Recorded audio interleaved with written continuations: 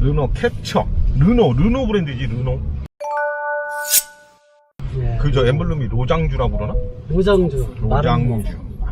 오늘 같이 운전을 하고 계신 분은 저명한 데일리카의 하영선 편집장님이십니다. 반갑습니다. 아유, 계속 지랄하네. 이거 어떻게 그지? 이거 확 줄여. 아니 그거는 지도 크기야, 지도. 아, 그러네. 아이씨, 너 길도 잘 모르면서. 그러니까요. 됐을 것싸. 끄면 안 보일 텐데. 안 보인다고? 안 들리겠지. 안 들리지. 2세대 르노 캡처입니다. 2세대. 2세대로 출시가 되면서 전폭이 조금씩 확장이 됐네요.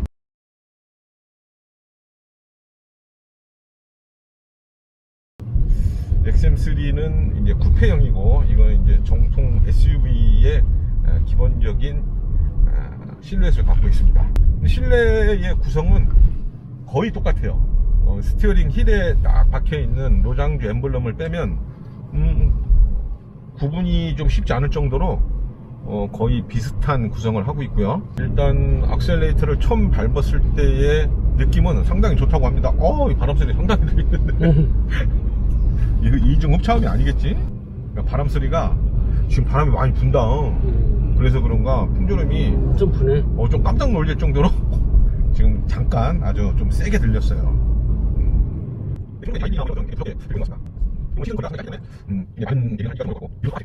방금 전에 그 바람 소리가 난 거는 에어컨 소리였습니다. 아닙니다. 여기서도 났습니다. 그래요? 분명히 들렸어요. 근데 시야가 굉장히 좋다. 여기 커튼글라스나 이런 것들도 다 개방이 돼 있어가지고 2열은 어떨지 모르겠는데 1열에서 시야는 이 동승좌석에서 앉아서 보는 시야는 괜찮은 것 같아요. 얘가 B세그먼트에 속하는 소형 SUV이면서도 지상고가 높은 것 같아요. 그러니까 세단에 탔을 때는 좀 답답한 느낌이지만 어쨌든 소형 SUV에 속하면서도 이 시인성은 좋은 것 같아요. 운전석 같은 시야가? 앞쪽에서는 좋은 것 같습니다.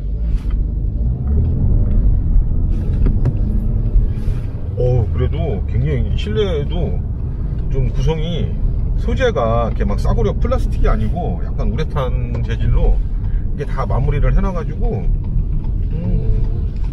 그런 거는 약간 좀 고급스럽다라는 생각이 좀 드네요. 부서지면 어떡하려고.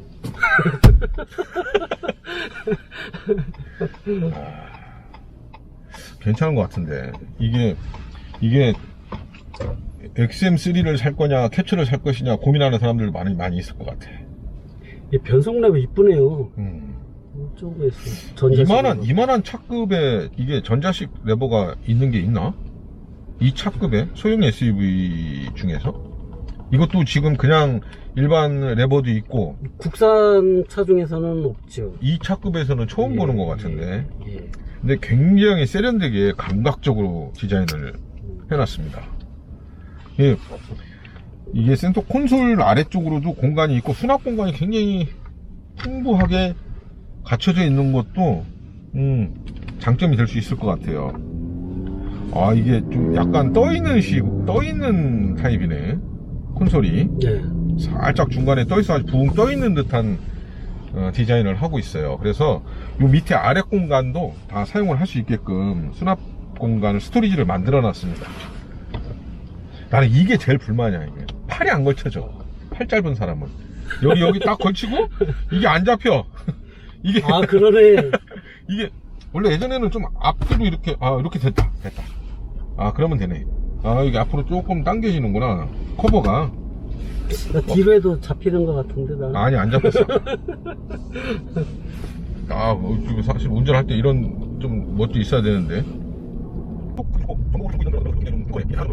에어벤트나 클러스터나 이런 전부 다 크롬으로 다 이렇게 해놨기 때문에 좀 럭셔리해 보인다고 해야 되나? 럭셔리까지는 아니지만 그래도 조금 살짝 고급스러운 그런 느낌을 주고 있습니다. 대시보드가 굉장히 깊네요. 이게 윈드실드가 이거 뭐라고 하던데? 윈드스크린이요?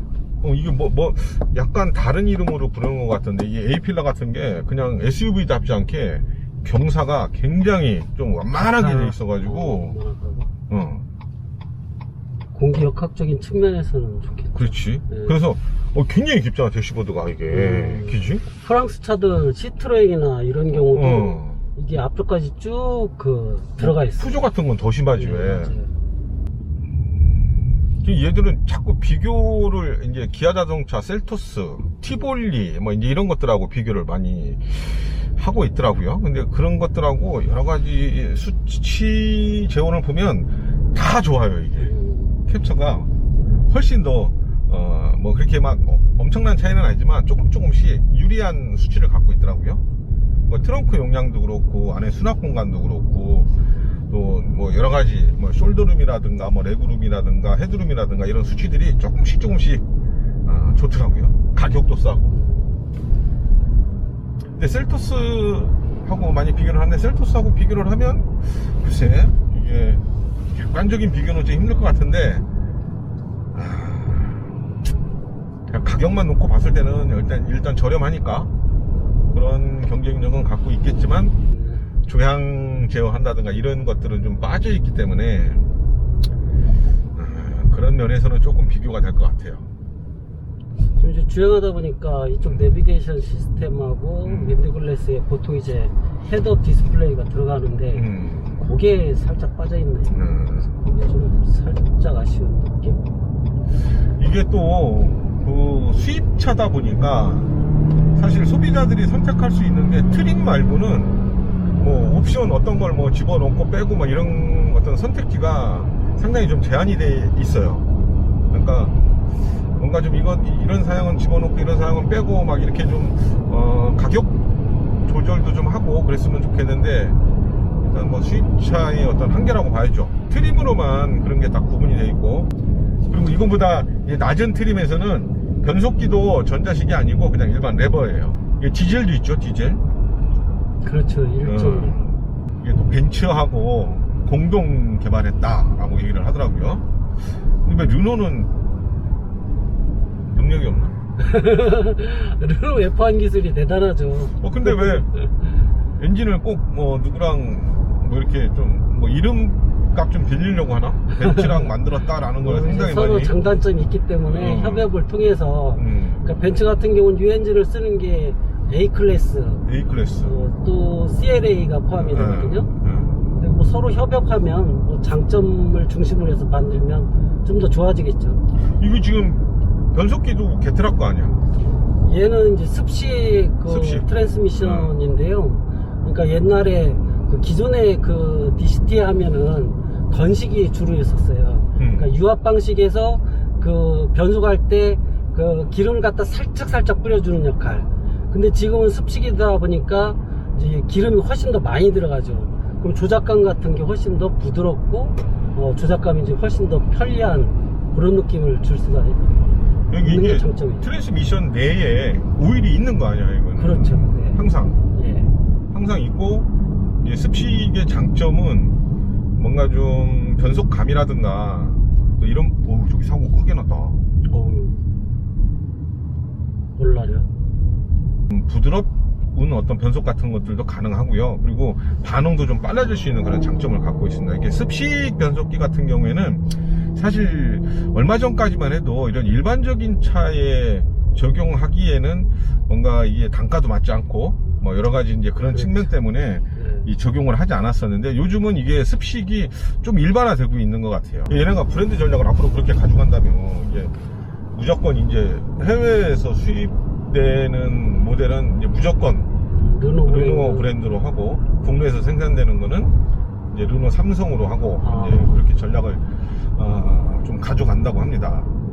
아무래도 르노 브랜드를 쓰게 되면 소비자들에 따라서 다를 수는 있지만 뭐 수입차라는 그런 관점에서 봤을 때 뭔가 좀 흡족한 느낌? 그런 느낌을 갖지 않을까 싶긴 해요. 이제 좀 약간 희소성이 있으니까. 요즘 뭐 이 차 이제 타깃이 아무래도 20, 30대 젊은 사람들일 텐데, 그런 사람들은 특히나 차가 이 흔해서는 안 돼. 뭘 해도 좀 달라야 돼.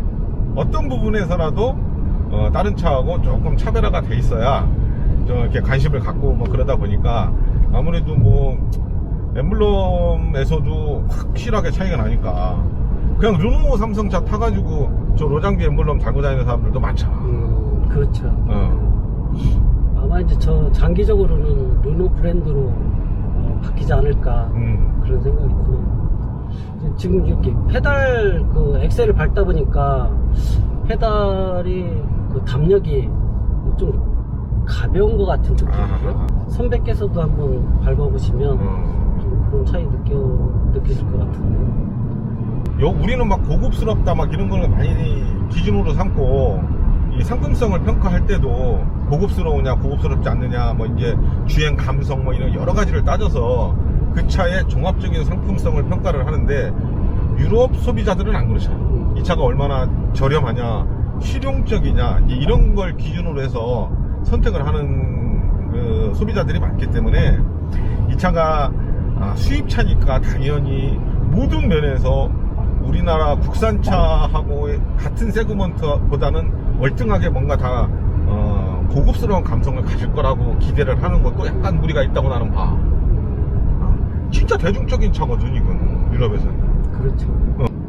유럽에서는 진짜 엄청나게 팔리는 차지 이게.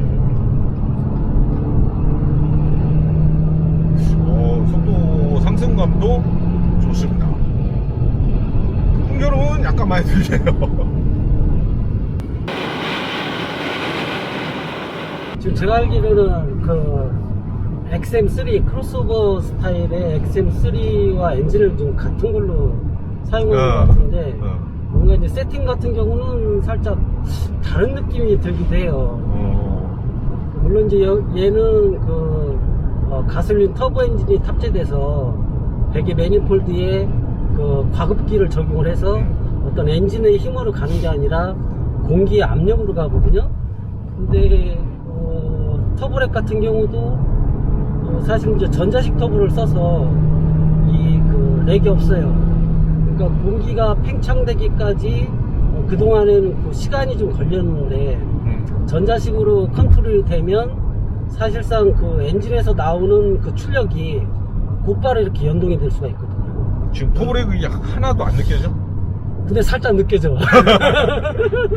이게 지금 후륜 쪽에는 이게 토션빔 서스펜션을 좀 적용을 해놨는데도 불구하고 차체의 움직임 같은 것들이 상당히 세련되게 좀 질감이 아주 높은 수준이다라고 느껴질 정도로 아주 세련된 차체 거동을 보여주고 있어. 사실 토션빔 하면 좀 예전에 뭐 젊은 소비자들 같은 경우 그 뭔가 좀 이렇게 무조건 싸구려 선입관을 갖고 있었던 것 같아요. 그래. 사실 B 세그먼트나 C 세그먼트까지도 토션빔을 많이 이용을 하거든요. 근데 지금 이제 튜닝을 하니까 옛날에 퉁퉁 튀던 거를 좀 더 완화시켜주는 그런 역할도 있는 것 같습니다. 토션빔 자체가 갖고 있는 장점도 분명히 있으니까 이제 그런 것들을 잘 활용하고 튜닝을 하게 되면은 뭐 괜히 고가의 어떤 서스펜션을 써서 나타나는 그런 뭐 차체 반응이나 거동이나 이런 거 못지않게 더 매끄럽게 반응할 수도 있으니까. 차체의 사이즈라든가 차체의 뭐 무게, 또 고급차 같은 경우는 WB15이나 멀티링크를 많이 쓰는데 요 차체에 적합한 사이즈로 넣으려면 토션빔 같은 게 오히려 더 적절한 것 같다는 생각이 매칭이 중요한 거니까. 주행할 때 보면 이렇게 패들 시프트로 시프트 업, 시프트 다운을 하니까 편한 것 같아요. 그동안 우리나라는 이걸 많이 쓰진 않고 유럽 쪽에서 많이 사용을 했었는데 사실 자꾸 익숙해지다 보니까 사용하는 것도 괜찮은 것 같습니다. 운전할 때 초보 운전자들도 그렇고 조금 운전을 해봤다는 사람들도 그렇고 자동차에 달려있는 저 패들 시프트가 얼마나 효율성이 있는 건지를 잘 모르는 것 같아요. 되게 엔진 브레이크라든가 감속이라든가 이런 걸 할 때 그렇죠, 예. 패들 시프트를 잘 활용을 하면 안전할 뿐더러 특히 연비나 이런 부분에서도 굉장히 많은 장점을 갖고 있는 건데 대부분은 저걸 사용을 하질 않는 것 같더라. 우리나라 사람들 아직 익숙치가 않으니까 그리고 예전에는 패들 시프트도 고급 사양이었었잖아. 그럼요.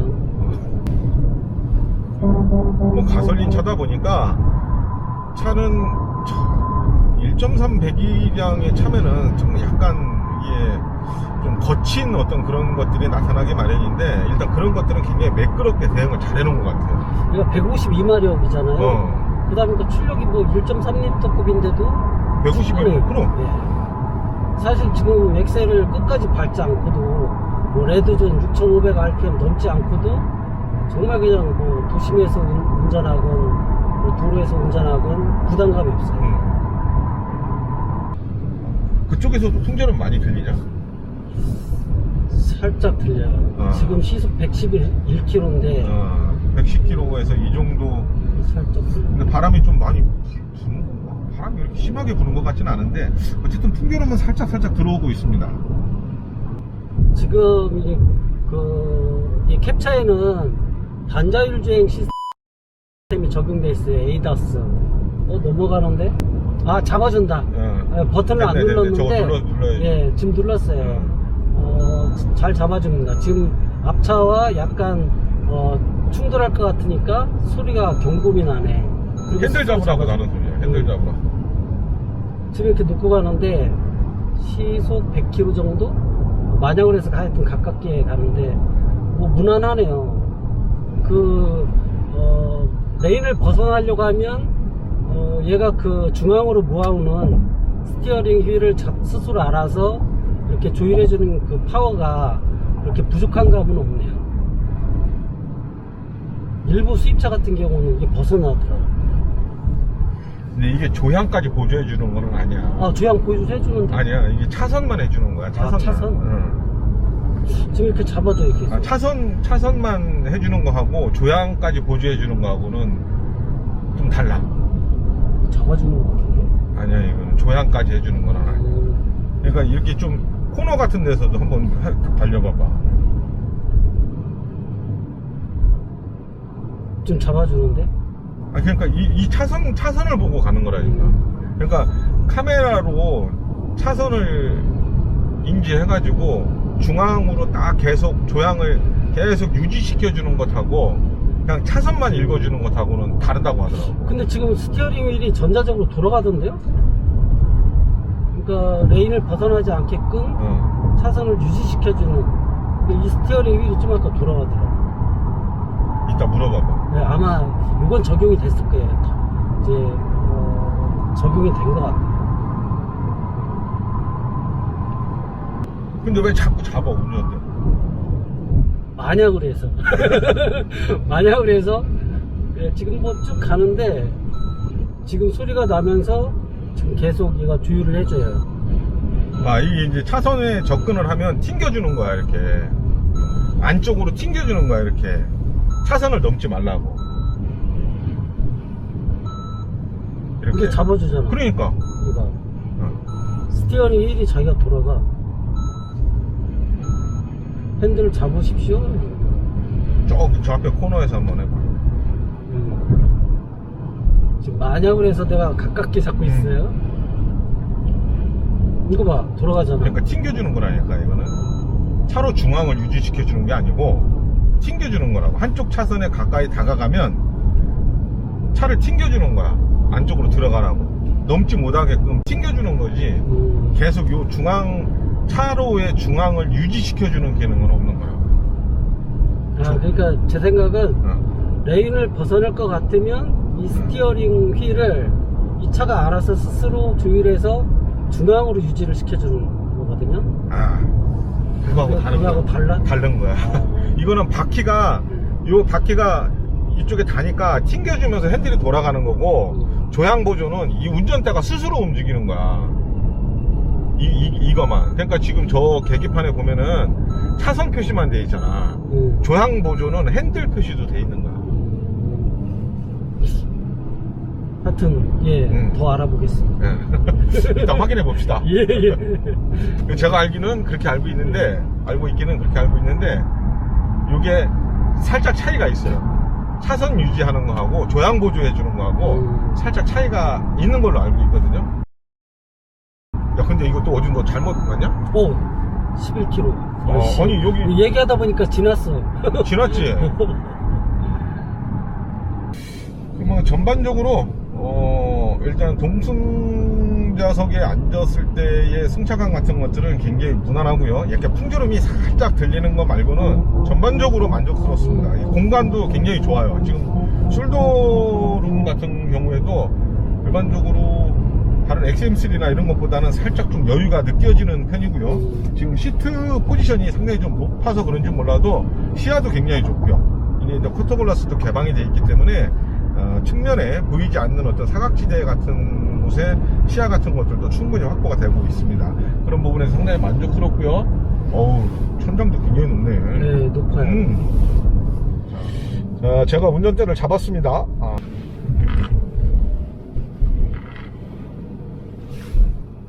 어디서 나오는 거지? 이 앞에가 뭐 새는 것 같다. 풍조름이 이상하게 많이 들리지? 예, 여기 뭐 그거 여기서는 안 들리는데 그쪽에서 많이 들리더라고. 아마 뭐 비닐 종이 같은 거 안 쪄서 그런가? 비닐을? 그런 거 같은데요? 그러니까 우리 하영선 국장님이 말씀하신 것처럼 엑셀의 반응은 상당히 부드럽게 좀 반응을 해주고 있고요. 지금 약간 구분기에 계속 코너링을 하면서 주행을 하고 있는데 차체 이게 사실 좀 전고가 이게 전폭이나 또 전장이나 이런 거에 비해서 살짝 좀 껑충 뛴 듯한 그런 형태의 디자인을 갖고 있거든요. 그러다 보니까 코너링을 좀 빠르게 이렇게 공략을 하면 살짝 불안한 감이 없지 않아 있기는 한데 일반적인 속도로 달렸을 때는 굉장히 안정적으로 거동을 해줍니다. 근데 엑셀이 진짜 부드러운데, 예, 가속 페달이 상당히 부드럽습니다. 큰 차에 고배기량을 올린 어떤 그런 차들보다 반응이 훨씬 빠르고 정확합니다. 이렇게 터보레그가 상당히 좀 최소화했다고 하는데, 터보레그를 좀 잘 억제를 시켜놓기는 했는데 그래도 급가속을 하면은 처음에 살짝 아주 느껴집니다. 아주 미세하게 느껴지는데 그걸 뭐 이렇게 강하게 받는 어떤 그런 터보레그는 아니고요. 상당히 그래도 다른 어떤 터보하고 비교했을 때 비교적 잘 억제를 시켜놨다 라고 봐도 좋을 것 같아요. XM3는 이제 한국 스타일. 예, 얘는 이제 유럽 스타일. 그렇죠. 세팅을 그렇게 튜닝을 그렇게 했기 때문에 XM3보다는 약간은 거실다는 느낌도 들긴 해요. 사운드도 좀 살짝 다른. 좀 살짝 다른 것 같고. 이것도 머플러가 하나네. 푸조나 시트레인 같은 애들은 보면은 머플러는 하나고 저걸 안쪽으로 깊숙이 놓고 밖에다가 가짜로 두 개를 딱 달아놨잖아. 그러니까 밖에서 보면은 그게 머플러처럼 보이게끔 딱. 실제 보면은 머플러는 아니고 그냥 장식이지. 왠지 이제 머플러가 2개 이상 되면 좀 이렇게 파워 있어 보이고. 그런 효과가 진짜 있다니까? 맞아요. 사이즈가 그렇게 적어 보이지 않네요. 스포티지 구형하고 봤을 때. 근데 옆에서 보면 차이가 좀 나는 것 같아. 이게 측면 바디가 패널이 굉장히 커. 면적이 굉장히 넓어. 그러다 보니까 차가 조금 커 보이는 효과가 있는 것 같아. 아, 그러네요. 그 벨트라인도 훨씬 높고, 그 벨트라인도 이렇게 경사를 이렇게 쫙 져가지고, 옆에서 보면은 뭔가 좀 이렇게 뭐 역동적이라고 해야 되나? 조금 더 스포티한 그런 어떤 그런 점들이 딱 부각이 되는 것 같아. 옆에서 보면 저렇게.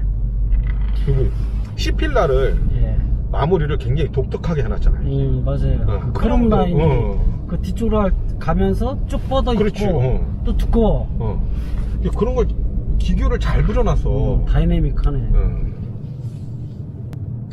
크롬을 많이 썼는데 많이 쓴 것 같지 않게 적당하게 뭔가 좀 기교를 많이 부려놓은 것 같아요. 예전에 선배 저 파리모터쇼 같이 갔었잖아요.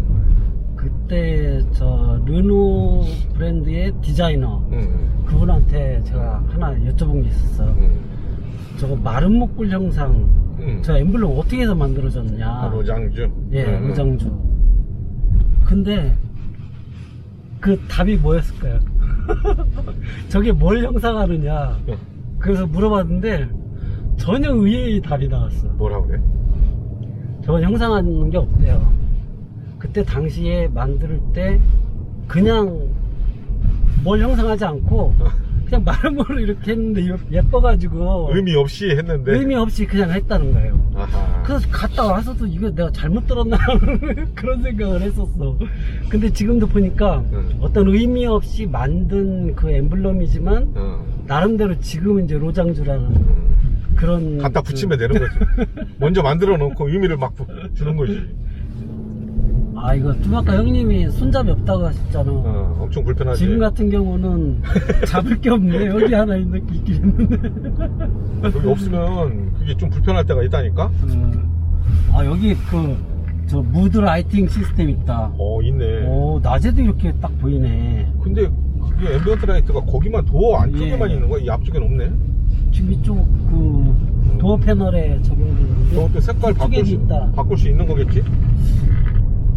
바꿀 수 있는 건가? 지금 여기 보라색인데 마이센스가 예쁘네요. 마이센스가 있는 걸로 봐서는 그런 것들도 다 설정이 가능한 것 같아요. 클러스터도 이제 좀 바꿀 수 있고. 좀 마무리를 좀 해야 될 것 같은데요. 일단 1.3L 배기량에서 이 정도의 어떤 주행 감성이라든가 질감 이런 거 보여주는 게 쉽지가 않을 것 같은데, 사실 그렇게만 생각할 게 아니에요. 아무래도 터보가 들어가다 보니까 이 성능 같은 것들도 충분히 좀 받쳐주고 있는 것 같고요. 또 하나 이 장점이라고 얘기할 수 있는 게 아주 조용합니다. 차가 정숙합니다. 이 승차감 전체적인 걸로 다 봤을 때 그런 정숙감하고 같이 얘기를 하자고 하면은 상당히 만족스러운 정도의 수준을 갖췄다라고 얘기를 할 수 있을 것 같아요. 그리고 페달의 어떤 감촉이라든가 이게 핸들링이 조금 가볍다라는 생각은 드는데, 그것도 뭐 이만한 차급에서 딱 비교를 했을 때는 일반적인 어떤 수준은 되는 것 같고요. XM3하고 비교를 많이 하죠. XM3하고 비교를 많이 하는데 호불호는 갈릴 것 같아요. 그 차의 어떤 그 디자인이라든가 특성이라든가 이런 거 좋아하시는 분들은 XM3 하시면 되고, 이 차하고 기본적으로 차의 어떤 컨셉이 다르기 때문에 자기 취향에 맞춰서 선택을 하시면 될 것 같아요.